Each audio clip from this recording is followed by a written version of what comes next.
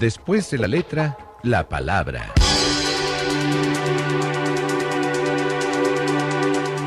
Un programa donde descubriremos el mundo del periodismo y los periodistas.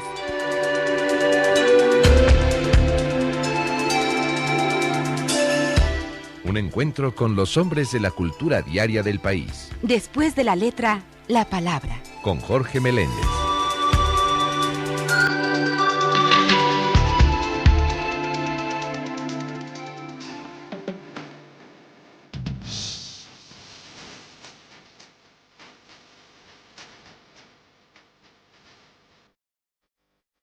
Óscar de la Borbolla es autor de varios libros, entre otros Filosofía para Inconformes, pero básicamente novelista, y hasta hace algunos años tenía una columna en el periódico Excelsior que se llamaba Ucronías. Su particularidad es que, tratando novela, cuento, filosofía, es un autor que se ríe de la humanidad, que la enfrenta, que se ríe de él mismo, que hace bromas sobre todas las cosas que a veces nos parecen solemnes en este país acartonado. Óscar de la Borbolla, ¿por qué dejaste de escribir tu columna Ucronías en Excelsior? Jorge, pues muchas gracias por la presentación. Mira, yo durante muchos años, creo que 10, tuve más o menos de manera regular, semanalmente hablando, una columna, como tú mencionabas, que era Ucronías. Esto significó para mí estar esforzándome por inventar algo raro con que tomarle el pelo a los lectores durante mucho, mucho tiempo. Y fui recorriendo el revólver de todas las posibilidades. Me metí con todos los temas, creo, y empecé a sentir unas muestras de agotamiento que hicieron que tomara por la línea sana, que fue retirarme. Ir espaciando más mis colaboraciones hasta que ahora el espacio que se ha interpuesto entre la última y este día, pues es casi de 2 años, y ya no sé si me consideren parte de los editorialistas de Excelsior. Yo tengo todavía la sospecha de que si llego con mi artículo a lo mejor me encuentro a alguien conocido. Lamentablemente incluso ya murió con quien yo tenía el trato, que era este estupendo periodista, uno de los verdaderos decanos de Excelsior. Gustavo Durán de Huerta. Gustavo Durán de Huerta. Murió cuando yo estaba en Estados Unidos, en Iowa, así es que ni siquiera pude hacer una nota de despedida. Lo sentí muchísimo, y como él era verdaderamente mi contacto con el periódico, era un hombre entrañable que tenía una postura combativa muy decorosa y aparte un buen sentido del humor. Imagínate haber aceptado publicarme estas mentiras que disfrazaba como de notas periodísticas y que me recibiera en lugar de con reproches, pues con felicitaciones. Cada que le hablaban por teléfono a la redacción para quejarse de algún artículo, él me lo comentaba y nos tirábamos de la risa los dos. Yo recuerdo eso, Óscar, que algunas gentes te mandaban hasta cartas diciéndote que la catástrofe que tú anunciabas o el asunto que tú tratabas no era muy bien concebido, o no iba a pasar, o no iba a suceder aquello. La gente que te leía a veces te leía no como un escritor humorista, sino como alguien apocalíptico. Eso es. Mira, he sido siempre muy tramposo y dependiendo del medio en el que estoy me disfrazo para aparentar más o menos que digo la verdad, como en este caso lo puedes constatar. Y pues disfrazaba estas ocurrencias como si fueran reportajes o reseñas o entrevistas, y tenían todas las cualidades que hacían un periodismo aparentemente serio. Y alguna vez, por ejemplo, di a conocer la existencia de un sótano con objetos satánicos debajo del Templo Mayor. Eran unos objetos que tenían 18,000 años de antigüedad y además de una filiación estrictamente satánica y diabólica. Y describía el lugar y se armó un verdadero irigote formidable que me imagino que aumentó la asistencia de los visitantes al Museo del Templo Mayor. Y querían ver qué había abajo. Querían ver qué hay había abajo. Y esa vez fueron a dar al foro de Excelsior 47 cartas, qué maravilla. Unas a favor, otras en contra. Y como muchos periodistas no revisan la fuente de la información, me tomaron como autoridad y empezaron a retransmitir la noticia que yo había dado. Entonces se trianguló y se formó un efecto de estereofonía para consolidar la verosimilitud de la nota, y fue un unos 5 o 6 meses simpatiquísimos, porque yo esperaba que se juntaran unas 5 o 6 cartas, dependiendo del tono, y entonces salía y daba una respuesta y me arrepentía de haber divulgado esa verdad tan importante, porque modificaba la historia de México y nuestro pasado, no eran los mexicas, sino este pueblo satánico extraño. Y fue una aventura muy simpática que hizo que los lectores, ellos también contribuyeran con su imaginación a este infundio. Y finalmente creo que terminó todo en una risotada general. Aunque por ahí hay alguno que todavía piensa que nos están ocultando algo. Y este tipo de cuestiones, ¿cómo son percibidos por gentes como los políticos o los funcionarios? Algunas veces ellos también caen, ¿eh? ¿Ah, sí? Sí, es más, mira, yo llevaba un registro de qué tipo de notas eran las que más impacto tenían, ya fuera por las cartas que llegaran al Foro de Excelsior o por las llamadas telefónicas que llegaban a mi casa. Y normalmente, cuando tocaba algún tema de ciencia, con todas las de la ley, me documentaba para hacerlo, los principales timados, valga la expresión, eran los expertos en la rama. Los científicos tienen una actitud abierta, al menos deberían de tenerla, por lo menos quienes me llamaron así la tenían, y están esperando verdaderos milagros en las fronteras de sus ciencias. Y cuando yo daba a conocer que ya se había inventado una manera de componer el ADN para que nuestro reloj biológico no nos llevara al envejecimiento, sino al rejuvenecimiento, eran los primeros interesados en ver si yo podía conectarlos.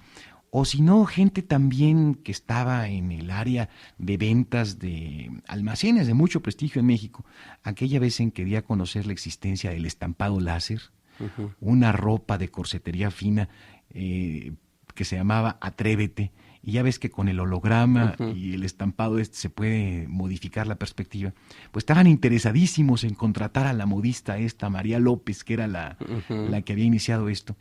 Y era incluso tu sirvienta seguramente. Sí, la lancé al estrellato. Y te digo, alguna vez que también di a conocer el caso de un polígamo que tenía 10 esposas en 10 matrimonios, con 10 primogénitos, muy buen padre y demás, que por una casualidad habían ido a dar todos los hijos a una preparatoria.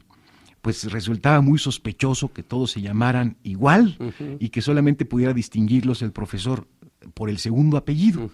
Entonces, como el adulterio, la bigamia se persigue de oficio, había ido a dar a la cárcel este pobre hombre que tenía una libreta con un horario rigidísimo para darles el mismo tiempo a todas sus familias, ¿no? Además tenía una experiencia como padre extraordinaria y como amante era magnífico. Entonces todos estaban felices, pero tenían que meterlo a la cárcel.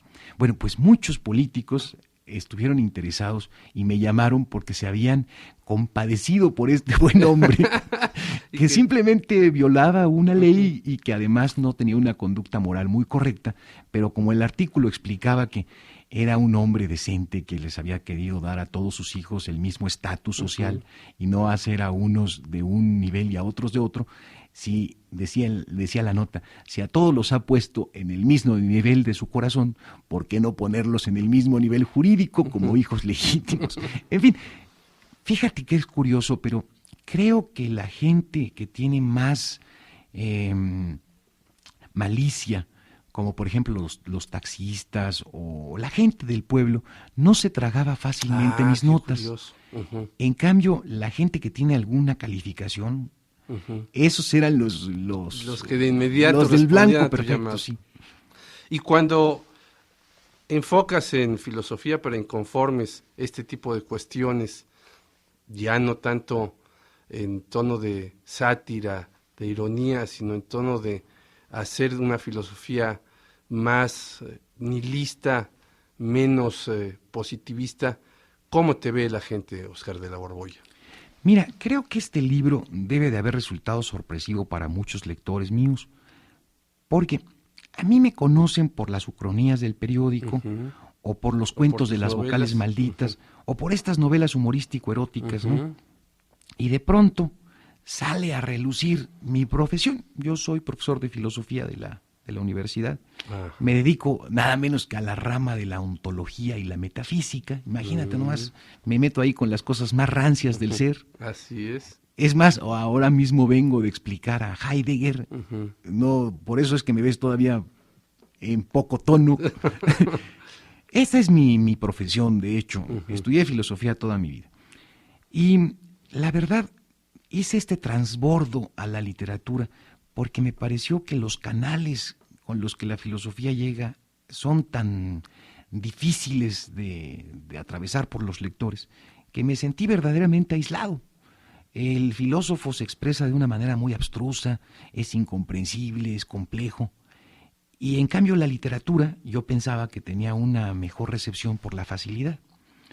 Después de hacer un montón de libros de literatura, pensé que era correcto hacer un ajuste de cuentas con mi profesión y además me agarró en un momento en el que estaba muy decepcionado de este país y de la humanidad y del cosmos en su conjunto. ¿Y ya te reconciliaste con ellos? Pues este libro me sirvió como una especie de purga.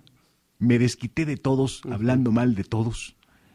Y como lo hice también con sentido del humor, porque eso por lo visto no me deja a la hora de escribir al menos, ha tenido buena recepción, fíjate.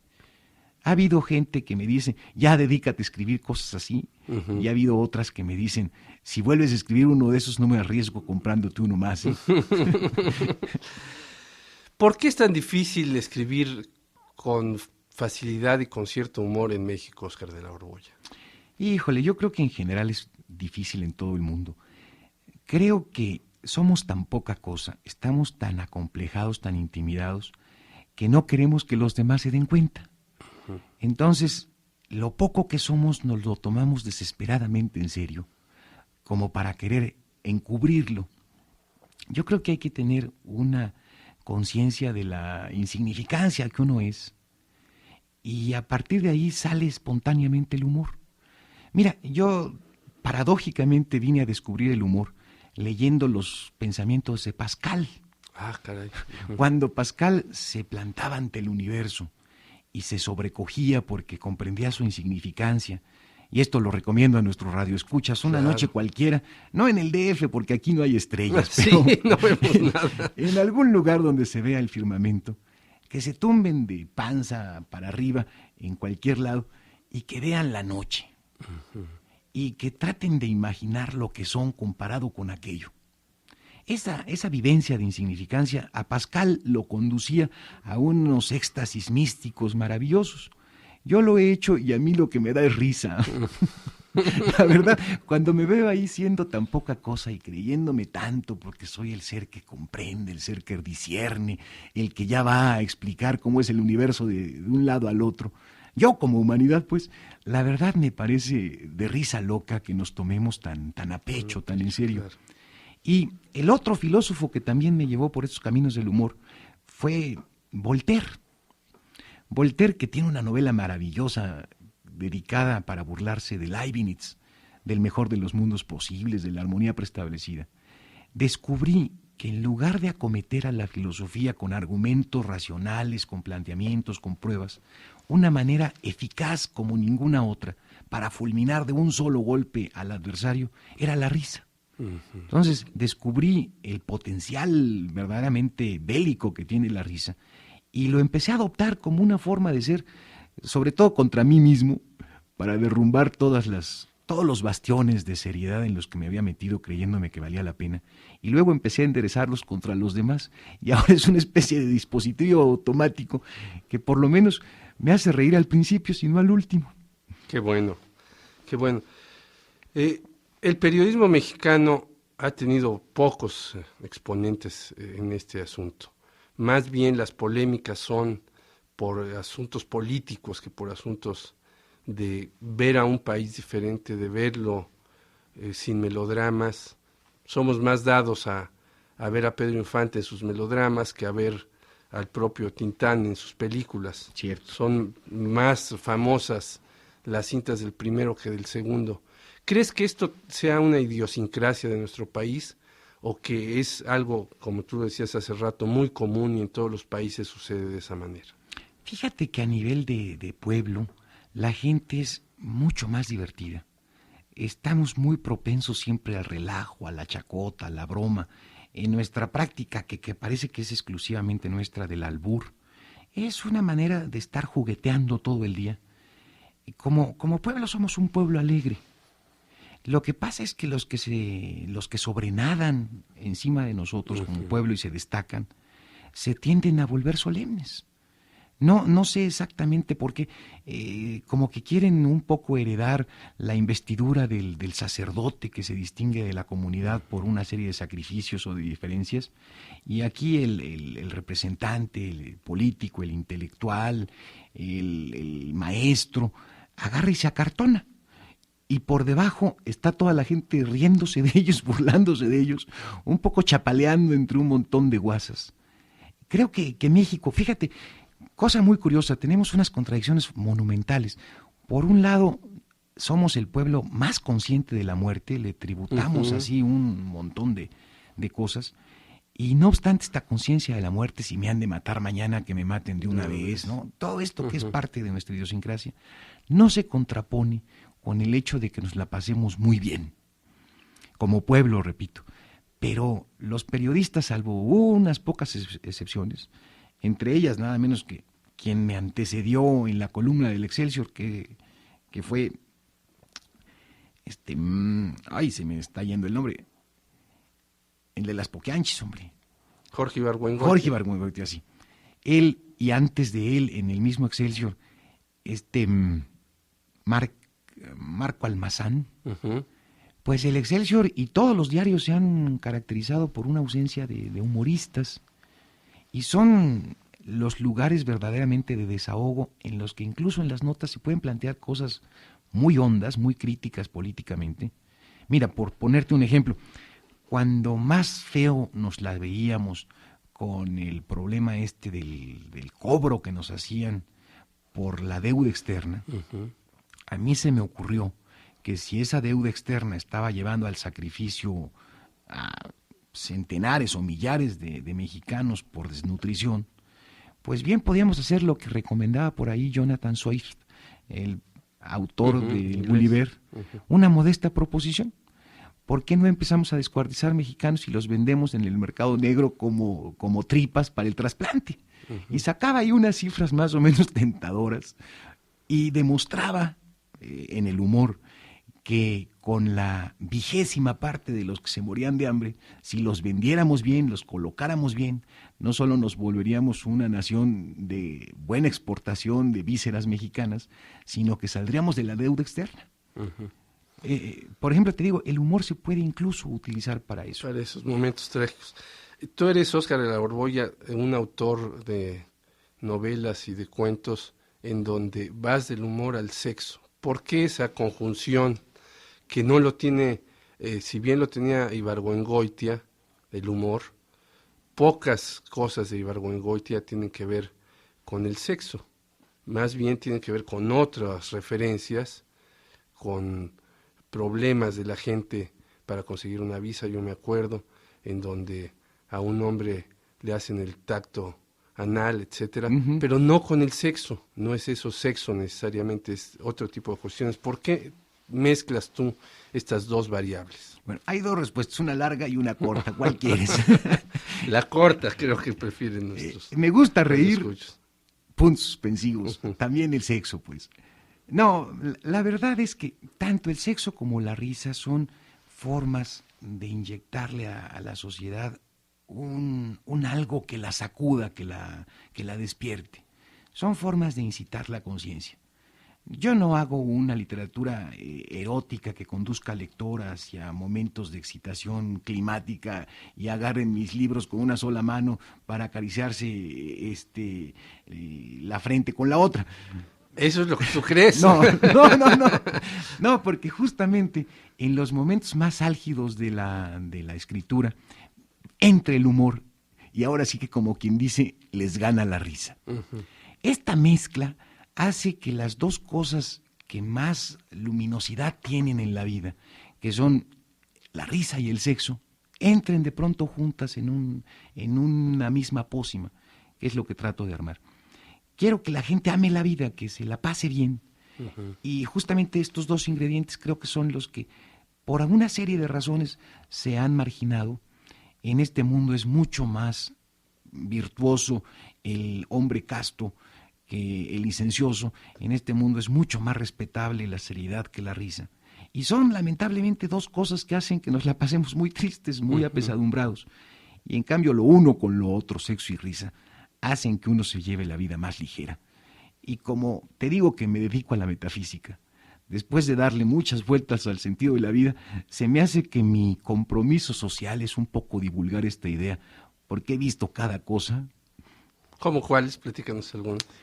Pues lo triste que terminan los sistemas filosóficos, con los filósofos enloquecidos como Hegel, diciendo yo soy el espíritu absoluto, yo he descubierto las leyes desde las cuales Dios piensa desde su eternidad inmutable el devenir de las cosas.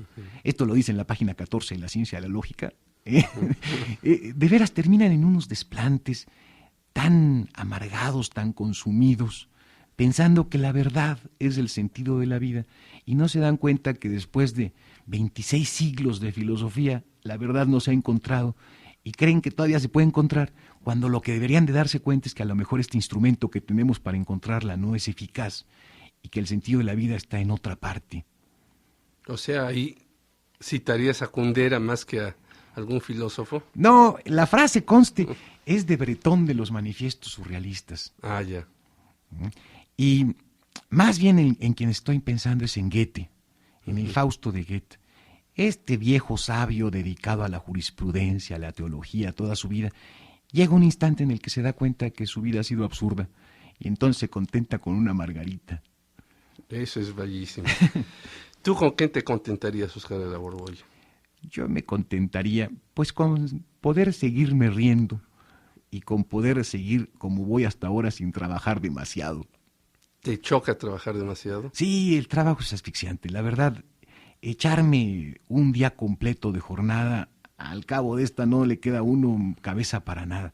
Yo procuro ser un ocioso y entonces sí dedicarme gracias al ocio a escribir, a pensar. Sin embargo, en esta jornada de vida que has tenido, has hecho libros de literatura, has hecho libros de filosofía, has escrito en periódicos. ¿Cómo le haces para conjugar tu tiempo entre el ocio y la creatividad? Pues ¿O están conjugados el ocio y la creatividad? Fíjate que ocio significa simplemente no negocio. Y como la literatura no es negocio por donde tú la quieras ver, Por ningún lado. por más que me pase 8 horas trabajando en ella, yo pienso que estoy en el ocio, al menos a juzgar por las consecuencias. Y en el periodismo tampoco es negocio. Tampoco es negocio. Fíjate que cuando yo empecé a escribir en Excelsior me costaba más el estacionamiento donde tenía que dejar mi carro y luego pues todas estas aduanas de la pobreza que hay en cada semáforo, de ida y vuelta a mi casa, me costaban más que lo que me pagaban por la nota. O sea que lo hacías más por libertad que por necesidad. Sí, definitivamente. Si yo lo que buscara fuera un ingreso que me hiciera vivir decentemente, a lo mejor ya me verías de traje en alguna oficina pública, por ahí deambular. Pero no, mira, desde que me decidí por la filosofía y luego por la literatura y ahora por esta mezcla, siempre he pensado que con tal de sacar lo suficiente para vivir de forma decorosa, lo demás ya es ganancia. Y tengo el privilegio de que en la universidad me pagan por pensar y además por pensar en voz alta ante los alumnos. Y luego el enorme gusto de que los periódicos o las editoriales publican los sueños que me echo diurnamente. Entonces sí me puedo sentir afortunado en ese sentido, aunque no paso a cobrar en la nómina de Conaculta, ¿eh? Pues te felicitamos, Óscar de la Borbolla, y muchas gracias por esta. No, hombre, muchas gracias, Jorge.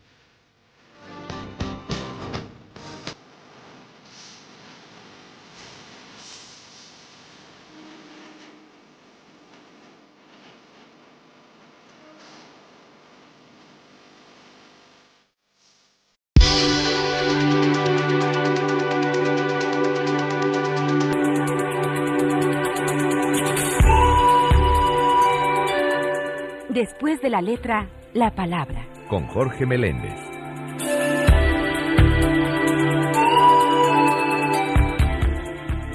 Estuvimos con ustedes en los controles técnicos el maestro Héctor Reséndiz, en la musicalización Gabriela Álvarez, en la asistencia de producción Leticia Martínez y Salvador Pérez, la producción de Margarita Pacheco.